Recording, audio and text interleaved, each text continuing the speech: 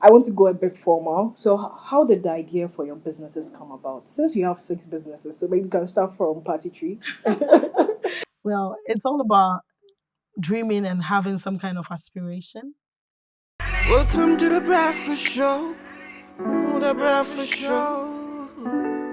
Ooh. Welcome to the breakfast show, where success stories are shared. Entrepreneurs teach how cash flows. We learn how to make this dough. Take your seat, it's the breakfast show. Hey, take your seat, it's the breakfast show. Ooh. Hi, viewers. This is the Breakfast Show, celebrating, supporting, and connecting young entrepreneurs worldwide. And I'm your host, Maya Brefuji. This show is proudly sponsored by TBM Group, namely Party Tree Ghana Limited, Mulan Smart Activity Center, and Irish Green Spa. Before I introduce my guest to you, let's go for a short commercial break, and we'll be right back. Take your seat, it's the breakfast show. Hey, take your seat, it's the breakfast show. Ooh. Hi, viewers. Welcome back from the short commercial break. Today we have here the CEO of the TBM Group, namely Party Tree Ghana Limited, Mulan Smart Activity Center, Irish Green Spa, and also a business consultant. She has a bachelor's degree in business admin and she majored in human resource management. She has over 15 years working experience and she has operated her business for 4 years now. So, Miss Tara, you're welcome to the Breakfast Show. How are you doing? Thank you. I'm okay by God's grace. Your business? We're pushing it. It's not been easy, but we believe that everything will sail through with the help of God. Yeah. So, six businesses, right? And more to come. How do you do it? Because sometimes, honestly, from the first day I met you, I'm like, how do you do it? Because it's tedious. Even men can't handle the pressure. So, how do you do it? I'll say it's the grace of God and being determined and knowing what you are in this world for.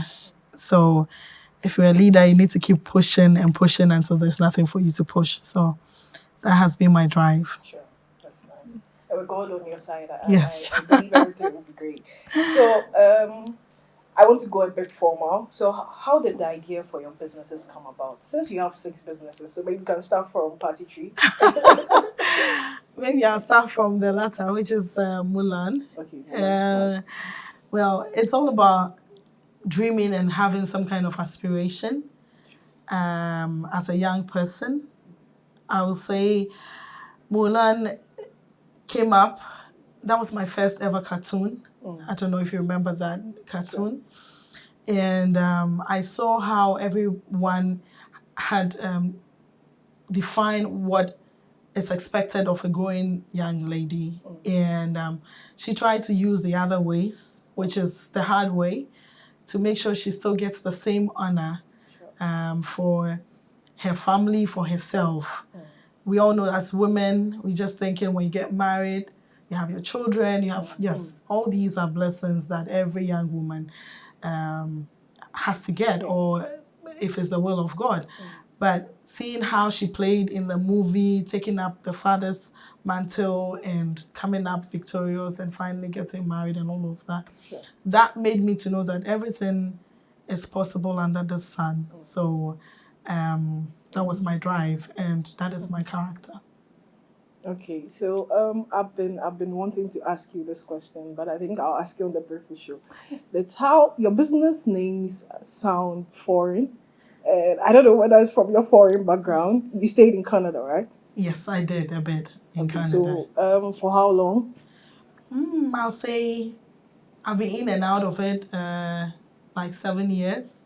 Yes, in and out. And you worked as a banking and finance expert?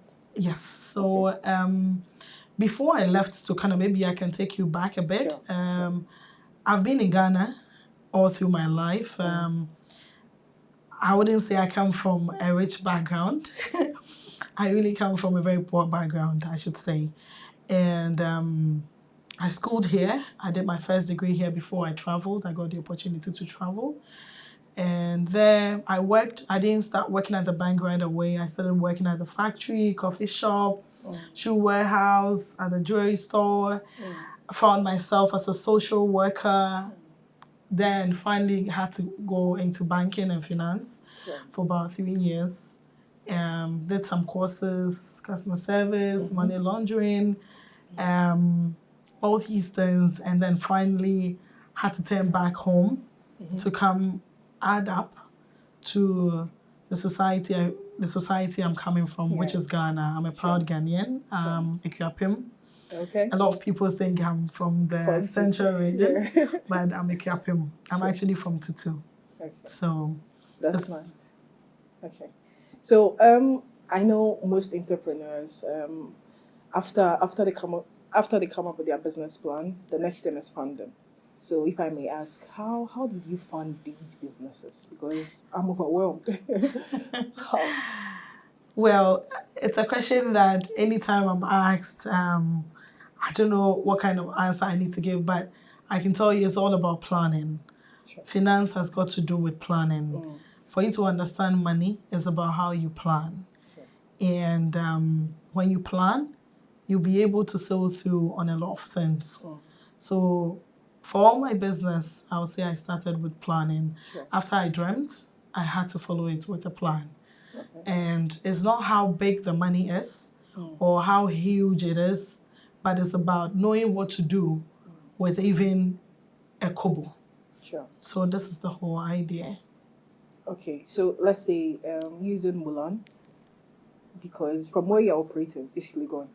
And I think all the buildings are charging dollars, right?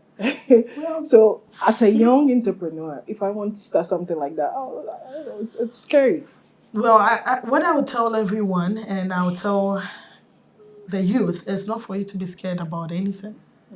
You know, yes, you would fear, you would panic. It's normal because that tells you that the goals you have set for yourself, it's something that is achievable. That is why you have those panics.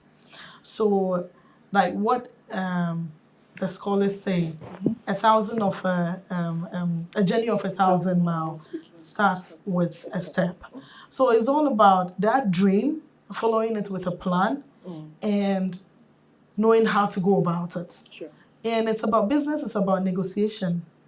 Who knows? You have to have the right negotiations with your vendors, with all the people, the business associates that you have, and believing in yourself and being truthful. And to run a business is a combination of all of these things. Yeah. So you don't have to look at the size, but you need to look at what you want to get out of it. So location, yes, every business you need to find your business, consider the site of business, which is key. Sure. Because whatever you are doing business and you are expecting some kind of returns, not even if not profits, you want a break even. So location to business is essential. So that's how I chose that area. And for also monitoring and supervision, I needed to be at one spot so that I can supervise and grow all my business the way it's supposed to be. Sure. So I'll say it's convenience to supervision. That's the reason, not because maybe I wanted to be at one place, but yes, it has to be at one place for me to be able to supervise and monitor the growth of it. Okay, so I think you're talking about the group. Yes. Yeah, so I'm saying, even I'm looking at Mulan and the expenditures attached to Mulan. It's not even easy to raise such funds. That's what I'm saying. In Africa here, our challenge is funding. So did you start a business from your savings? Well, I just had a little savings, I should say. And from my little savings, there are, of course, individuals that definitely you would have to go to them for some form of credit. Okay. And whatever credit and whoever you're getting the credit from, is a matter of being truthful to your debt and having the right strategy to managing your debt. So debt management is part of it.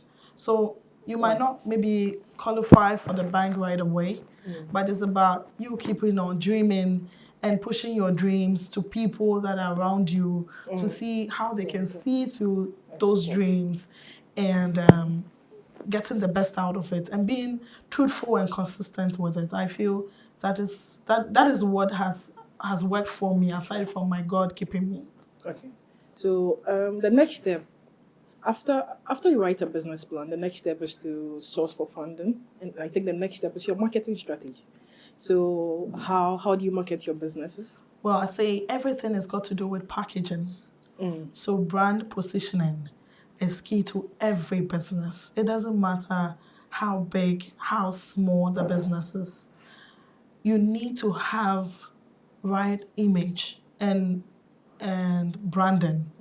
So first of all, where your business is located, the kind of branding you have there, your signages, what they communicate. It's not because the name sounds nice to you, but it's because you are going to sell that name to a consumer. So whatever name it is, at the back of that name should be how would consumers see that name. So, for example, if you're coming up with a toothpaste and you don't position it properly, everybody might end up calling your toothpaste Pepsodent, because that is what everybody knows as toothpaste, right? So brand positioning is key. Sure. So viewers, you heard it all from here. Brand positioning is key. So you need to market your brand strategically. So let's go for a quick commercial break. We'll be right back. Take your seat, it's the breakfast show. Hey, set, take your seat, it's the breakfast show. Whoa. Welcome back from the short commercial break. So, Mr. 6 businesses, right? So, how do they merge? Like, how do they connect? And can you tell us more? And what is the goal of setting up 6 businesses? And your employee strength? Let us know. All right. Thank you. Mulan is an early childhood education that is going to the primary sector. Then we have 𝚊𝚘𝚞𝚗𝚘𝚘, which is the general merchandising. So what I do is I try to use the store to push the school, more or less. The general merchandising, I have school supplies, Sure. I have crayons, I have gift items, party items for the adults. Then I move on to the salon, which also with a school, I would be able to get clients for the salon. And then the food section. So I'm able to manage all these businesses because one way or the other, they are all interlinked. So it's easier for me to do that. And then as each business is taken up, you see a need in that business. And aside from, I wouldn't want to go out and get that need. I try to also create a business out of that need. So that has been the drive. Sure. I think you're doing all, I must say. Thank you. Okay, so your typical day. Can you describe your typical day? Run these businesses. Well, I should say that it's I get very, very busy. I would say mostly from Monday to Saturdays and sometimes even on Sundays. It's all about hard work. It's all about before you can get anyone to dive into your vision and mission, you need to leave your mission and vision. So in doing that, it gets you to say, you have to put in more hours and you have to get the work. You have to do it with your own hands, then others can start to support you. So my day is very packed, mostly I should say. I spend not less than like 12 hours or 13 hours, dependent on the job, sometimes a day. It's not the number of hours, but it's what you're able to do with those hours. So sometimes the work demands that you put in more hours. Sometimes also it's just a matter of just an hour, 2, 3. So it all depends on what is at hand and what you need to achieve for the day. Yeah. So every business or every entrepreneur should believe in corporate social responsibility and giving back to the society. So, how far has it been? Like, what have you done? Can you speak of any project or any sort of benevolence that you've given back to the society? Well, we take corporate social responsibility, which is the CSR, as a very integral part of the business. I would say, in advanced countries where companies are monitored with CSR, that is what they do aside from their businesses. It becomes something that businesses cannot do away, but they have to do it because it even helps you with your taxes and all of these things, the kind of tax brackets you need to put on. Well, for us, and especially in Ghana, it has become what the company or the institution's values are. And for me, as an entrepreneurship coach or as a business coach, I try to link my corporate social responsibility to it, and also that is developing younger generation, either forming partnerships with other ventures for us to develop something for the youth, and especially the orphans. I believe that it's not just about giving them food, but also developing them with some kind of skills and talents, or giving them the opportunity to take up life on their own. So what our company or what my company does is we developing these young kids with some talent, some skills, and then giving them the exposure for life, or for them to be able to embrace life. So far, that's what, and we did a project with Save Them Young, and also the Seed Royal, where we did some works with the Harvard Specialist Hospital by screening them, making sure they're all good, and then getting them to embark on some reading, writing skills. It's all about making an impact, and then and give it back to the society. Yes. The COVID-19 pandemic had negative impact, or let's say positive and negative impact on businesses, depending on how some see it, because the pharmaceutical industries, I think they benefited, but the other businesses were in shock. So how did they hit your business? I think Mulan was the most hit, because the school, and most schools were on hold and all of that. So how did you do it? Well, I'll say the pandemic is something that we all wish we would close our eyes and open, and it's a thing of the past. It didn't only just affect schools, but it affected all businesses. Cost to live in and everything is high due to this COVID. As a leader and as a CEO and as an entrepreneur, if I should put it, it's all about diversification. Sure. So assessing your environment and trying to see the opportunity out of it. So yes, all my businesses, I should say, was closed down to an extent, but you need to make lemons. You need to make lemonade out of lemons. So I went into nose mask selling, sewing, sanitizers, and this PPEs. We as a company also embarked on it, and then we diversified into food, because that was like the necessary evil as at that time. So this was the approach that worked for me and my companies, and the business as a whole, because lives were dependent on me. So I cannot give excuses to what is dependent on me. So I had to, and then with my team, also come up with a strategy to still stay afloat until the dust settles. So yes, we were hit, but with God's help, we are still floating. I think you really did well, right? You were paying your staff, right? Yes. You're paying them salaries. Yes. And I think most businesses were just on the low. I don't know how you did it. So you decided to sort after other businesses. That's B2B. That's what it's called, right? Yes. To sustain your other businesses. I think that's incredible. You're a very smart woman, I must say, because Thank you. I don't think some men even have the courage. Most business owners were running away when COVID came.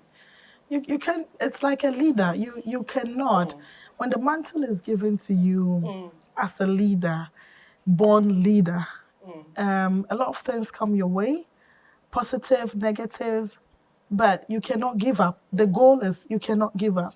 Yes, you've been hit with pandemic, global pandemic that you can easily make any kind of excuses of. But the truth of the matter is those following you, you cannot give up. Yeah. Whatever it is that you need to do in order to sustain your business, sustain your followers. So definitely we had to venture into B2B, trying to sell nose masks, trying to even use some of the workers to help in packaging. And we all understood ourselves because we knew it's not normal times. So, I mean, it's all about standing for what you're supposed to do and not running away and holding the hands of. And I should commend all my workers for the patience they also had and the roles they played in ensuring that we stay afloat and wait for better days. So it was tough, but we all looked into each other's eyes and we cried together and we laughed together. We laughed together, workers. Okay, so most career women have issues at home because, in Ghana, their understanding of submissiveness is different. Yesterday, someone asked me a question that, what is submissiveness? How do people define a woman being submissive? And I was like, it's dependent on the couple or probably how the man actually understands submissiveness. Because blending career and work is kind of difficult. So I want to throw this question to you. How has being an entrepreneur and running all these businesses? Because ideally, if I'm married to you and you come home around 12, because your typical day, I think that's when you get home. So how has it affected your family life? One thing I can echo out is that every woman, and especially as Africans, we have our values, and the values are for a woman to submit. But like you said, what is submission? Submission, it's all about what the two of you agree as submissive. But I believe that every man needs respect. So the respect is not supposed to have anything to do with your career. Your career is very objective. And the role you play in your home is also very objective. So in dealing with all of them, you need to be assertive. And you cannot mix any of it. You cannot say, okay, I'm the CEO of my company, so I'll come home and no.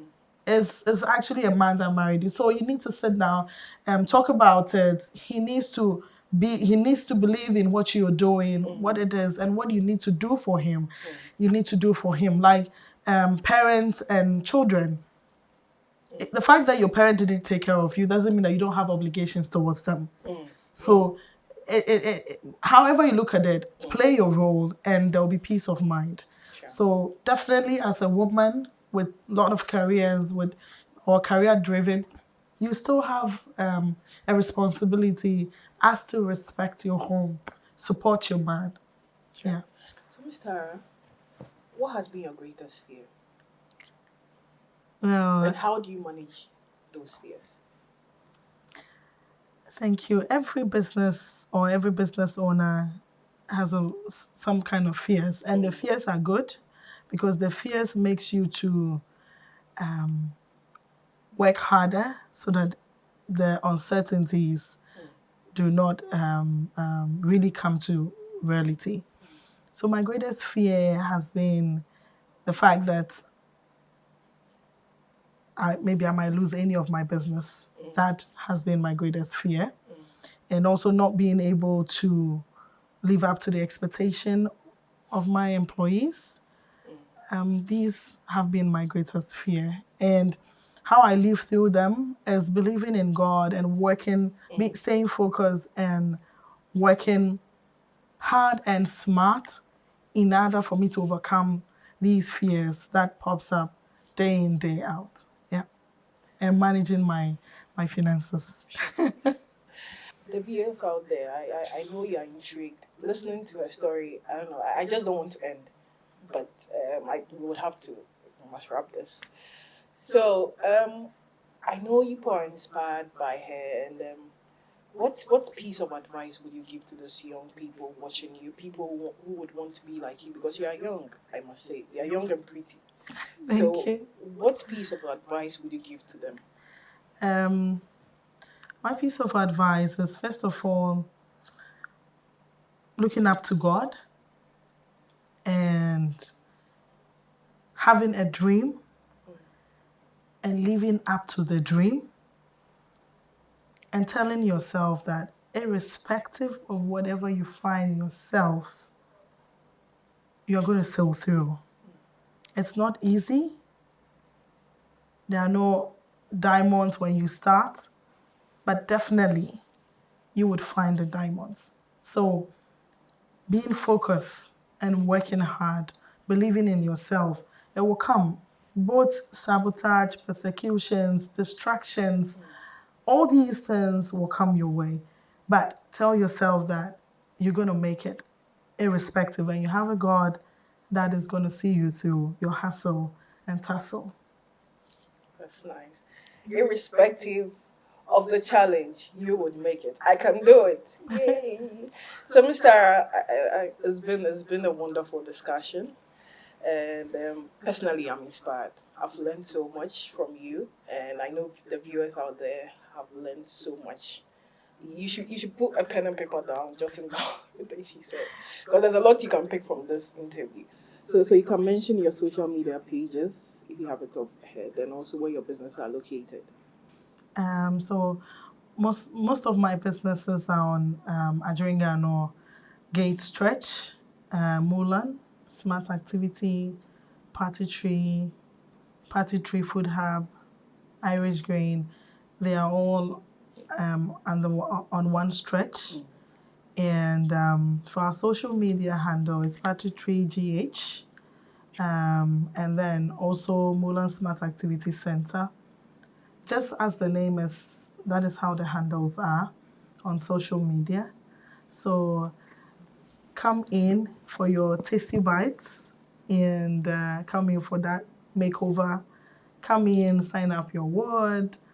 Come in and buy your school supplies from us. So thank you. So, Mr. The show would want to appreciate you by giving you a special gift from our heart. That's nice. It's little, but it's truly from our heart. So this is from 𝚊𝚘𝚋𝚒𝚒𝚒𝚗𝚐 and represent to you. And thank you. The words, and whatever you words, you remember the birthday show. Yeah, is it okay if I open it here? Yeah, I love sure. to open my gift. Oh, that's lovely. Sure. Wow.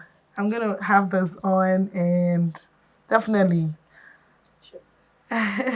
That's lovely, viewers. Thank you. So viewers, thank you for staying glued to your seats and watching this intriguing episode. I hope to see you next time. Bye, everyone. Welcome to the Breakfast Show. Ooh, the Breakfast Show. Ooh, welcome to the Breakfast Show, where success stories are shared. Entrepreneurs teach how cash flows.